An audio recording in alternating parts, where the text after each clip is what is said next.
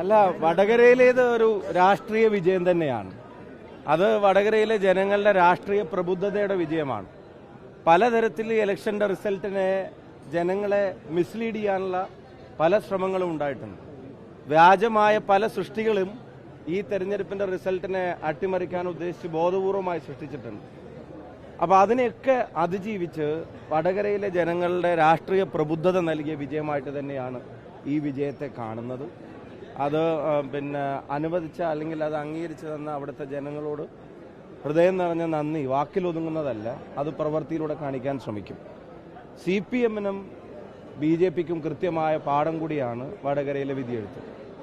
ഇപ്പോഴും കഴിഞ്ഞ ദിവസവും രാത്രി ഒരു വീട്ടിലേക്ക് അവർ ബോംബെറിയാണ്. അവിടുത്തെ ഒരു ബ്ലോക്ക് സെക്രട്ടറിയുടെ യൂത്ത് കോൺഗ്രസ് മണ്ഡലം പ്രസിഡന്റിന്റെ വീട്ടിലേക്ക് ബോംബെറിഞ്ഞിട്ട് ഒരു ഗ്ലാസ് ഇതൊക്കെ തകർന്നതിന്റെ തൊട്ടടുത്ത റൂമിൽ ഒരു വയസ്സായ ഒരു കുട്ടി കിടന്ന് ഉറങ്ങുന്ന ഒരു വീട്ടിലേക്കാണ് ബോംബെറിയുന്നത്. അപ്പം ഇഷ്ടംപോലെ ആവശ്യത്തിനനുസരിച്ച് ഇതിങ്ങനെ ഉപയോഗിക്കാൻ സ്റ്റോക്ക് ചെയ്ത് വെച്ചിരിക്കുന്ന ഒരു സാധനം തെരഞ്ഞെടുപ്പ് സമയത്ത് ഉണ്ടാക്കുകയും ആ സമയത്ത് അത് പൊട്ടിയ ഒരാൾ, അവരുടെ തന്നെ ഒരാൾ മരിക്കുകയും ചെയ്തപ്പോൾ തൊട്ട് ഞങ്ങളിത് പറഞ്ഞുകൊണ്ടിരിക്കുകയാണ്. പക്ഷെ പോലീസ് ആക്ട് ചെയ്യുന്നില്ല. ഇപ്പോഴും ബോംബ് ഇങ്ങനെ ഒരു ഈ കാലത്തും ബോംബ് ഇങ്ങനെ ഒരു ആയുധമായി കൊണ്ടു നടക്കുക. ഈ തെരഞ്ഞെടുപ്പുമായിട്ട് ബന്ധപ്പെട്ട് ഇപ്പോൾ 3 വീടുകളിലേക്ക് അവർ ബോംബ് എറിഞ്ഞു കഴിഞ്ഞു. ഒരു RMP പ്രവർത്തകന്റെ ഉൾപ്പെടെ, കോൺഗ്രസ് പ്രവർത്തകരുടെ, മുസ്ലിം ലീഗ് പ്രവർത്തകരുടെ ഉൾപ്പെടെ 3ഓ 4ഓ വീടുകളിലേക്ക് ബോംബ് എറിഞ്ഞു കഴിഞ്ഞു. അപ്പം ജനവിധി ഉണ്ടായാലും തിരുത്താനും മാറാനും തയ്യാറല്ല. ഈ പറയുന്ന പരാജയത്തെ അംഗീകരിക്കാതെ പിന്നെയും ധിക്കാരവും ധാർഷ്ട്യവുമാണ് അടിച്ചേൽപ്പിക്കുന്നത്. അത് ഒരു വശത്ത് ബോംബിലൂടെയാണെങ്കിൽ മറുവശത്ത് മുഖ്യമന്ത്രി ഉൾപ്പെടെയുള്ള ആളുകൾ വാക്കിലൂടെയാണ് അത് തയ്യാറാവുന്നത്. ഇപ്പം കൂർലോസ് തിരുമേനിക്കെതിരെ ഉൾപ്പെടെ പറഞ്ഞ വാചകങ്ങളൊക്കെ തിരുത്തണം എന്നൊരു സർക്കാരിനോട് പറയാനുള്ള അവകാശം ഈ നാട്ടിൽ ഏത് പൗരനുമുണ്ട്. ബിഷപ്പ് തിരുമേനി എന്നുള്ളതൊക്കെ അവിടെ നിൽക്കട്ടെ, ഏത് പൗരനുമുണ്ട്. അവരുടെ പല പരിപാടികളിലും പങ്കെടുക്കുകയും ആദർശപരമായി ഞാൻ ഇടതുവശത്താണെന്നൊക്കെ പറയുകയും ചെയ്യുന്ന ഒരാൾ തിരുത്താൻ പറയുമ്പോഴത്തേക്കും അവരെ വിവരദോഷി എന്നൊക്കെ വിളിക്കുന്ന ധിക്കാരത്തിന്റെയും ധാർഷ്ട്യത്തിന്റെയും ഭാഷയും ശൈലിയും ഒഴിവാക്കാൻ ഇപ്പോഴും പരാജയത്തിന് ശേഷം ഒരു തയ്യാറല്ല എന്നുള്ളതാണ്. അപ്പം അവിടുത്തെ ജനങ്ങൾ, ഇന്ത്യയിലെ മൊത്തം ജനങ്ങൾ നൽകിയ ഒരു സന്ദേശമുണ്ട്.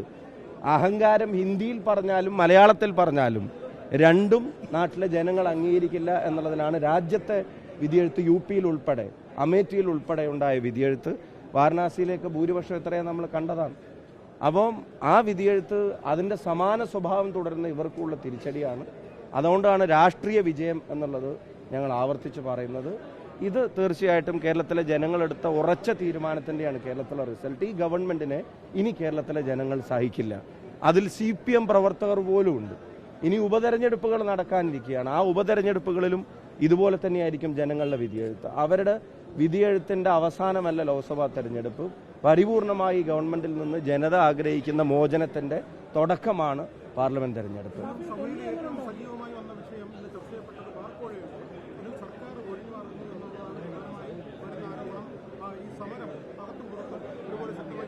അല്ലെ, സമാനമായ ഒരു വോയിസ് റെക്കോർഡിന്റെ പേരിൽ മാണി സാറെ സംബന്ധിച്ചൊക്കെ പറഞ്ഞിരുന്ന കാര്യങ്ങളൊക്കെ ഈ നാട്ടിലെ ജനങ്ങൾ മറന്നിട്ടുണ്ടോ? അവരുടെ ഏതോ മീറ്റിങ്ങിൽ നടന്നൊരു ചർച്ചയുടെ പേരിലാണ് മാണി സാറിനെ വേട്ടയാടി ഇപ്പോൾ ഈ പറയുന്ന 7-8 കൊല്ലം അവർ അധികാരത്തിലിരുന്നിട്ടും ഒരു തരിമ്പും തുമ്പും ഒന്നും തെറ്റായിട്ട് കാണാൻ കഴിയാത്ത അന്വേഷണ സംവിധാനമില്ലാത്ത ഒരു കേസിന്റെ പേരിൽ ഗുരുതരമായ വേട്ടയാടൽ നടന്നു. പക്ഷേ ഇത് വളരെ സീരിയസ് ആയി മന്ത്രിമാർ പറഞ്ഞതിലെ വസ്തുതാപരമായ പിഴവ്, അത്തരം ശ്രമങ്ങളോ മീറ്റിംഗ് വിളിക്കാനുള്ള ആലോചനകളോ ഉണ്ടായിട്ടില്ല എന്ന് പറഞ്ഞതിനെ സംബന്ധിച്ചുൾപ്പെടെ ഇത് പറയുമ്പോൾ കൃത്യമായിട്ട് മറുപടി പറയാതെ ഒഴിഞ്ഞു മാറിയതുകൊണ്ട് കാര്യമല്ലോ. ഇപ്പം സഭയിൽ ഇന്നത് കൊണ്ടുവന്നു. എനിക്ക് തോന്നുന്നു നാളെ യൂത്ത് കോൺഗ്രസ് അത് സഭയ്ക്ക് പുറത്തും ഏറ്റെടുക്കുകയാണ്. അഴിമതിയും സ്വജനപക്ഷപാതവും ധാർഷ്ട്യവും ധിക്കാരവും അതിൻ്റെ അങ്ങേ അറ്റമാണ്. അസഹിഷ്ണുതയുടെ മൊത്തക്കച്ചവടക്കാരായിട്ടാണ് ഈ ഗവൺമെന്റിന് നേതൃത്വം നൽകുന്ന മുഖ്യമന്ത്രി ഉൾപ്പെടെയുള്ള ആളുകൾ പെരുമാറിക്കൊണ്ടിരിക്കുന്നത്. അതിനെ ചോദ്യം ചെയ്യാൻ സംസ്ഥാനത്തെ ജനങ്ങൾ തീരുമാനിച്ചു എന്ന് മാത്രമല്ല, CPM പ്രവർത്തകർ പോലും തീരുമാനിച്ചതിന്റെ ലക്ഷണങ്ങൾ നിങ്ങൾക്ക് വടകരയിൽ നിന്നും കണ്ണൂരിൽ നിന്നും കാസർഗോഡ് നിന്നൊക്കെ കാണാൻ കഴിയും. ആ 2-3 പാർലമെന്റ് മണ്ഡലം നിങ്ങളൊന്ന് എടുത്തു നോക്കുക. അവിടെ ബൂത്തിൽ ഞങ്ങൾക്ക് വലിയ സ്വാധീനവും ശക്തിയില്ലാത്ത സ്ഥലങ്ങളിൽ പോലും വലിയ വോട്ടുകൾ വന്നത് ഗവൺമെന്റിനെ CPM പ്രവർത്തകർക്ക് പോലും മടുത്തത് കൊണ്ടാണ്.